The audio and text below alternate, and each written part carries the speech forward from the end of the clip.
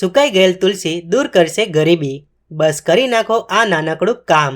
ઘણી વખત વાતાવરણમાં પરિવર્તનના કારણે છોડ ખરાબ થઈ શકે છે, અથવા છોડમાં પાણી વધારે કે ઓછું નાખવામાં આવે તો પણ છોડ ખરાબ થવાની શક્યતાઓ વધી જાય છે, જેના કારણે તે સુકાઈ જાય અથવા તો ખરાબ થઈ જાય છે.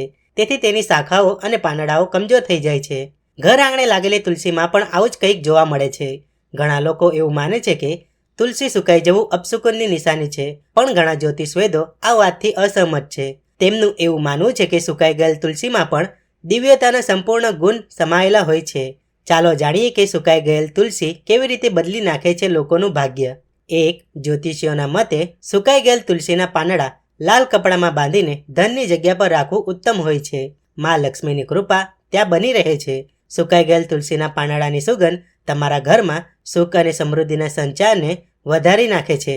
ઘરમાં સકારાત્મક ઉર્જાનો સંચાર થાય છે અને ગરીબી દૂર થાય છે. 2.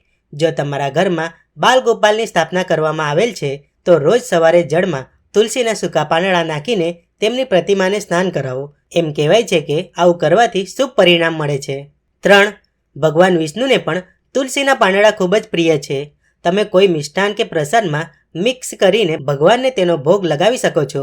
એવું કહેવાય છે કે તુલસીનો એક પાનનો ઉપયોગ લગભગ 15 દિવસ સુધી ભગવાન શ્રી કૃષ્ણને ભોગ લગાવવાવાળા પ્રસાદમાં કરી શકાય છે.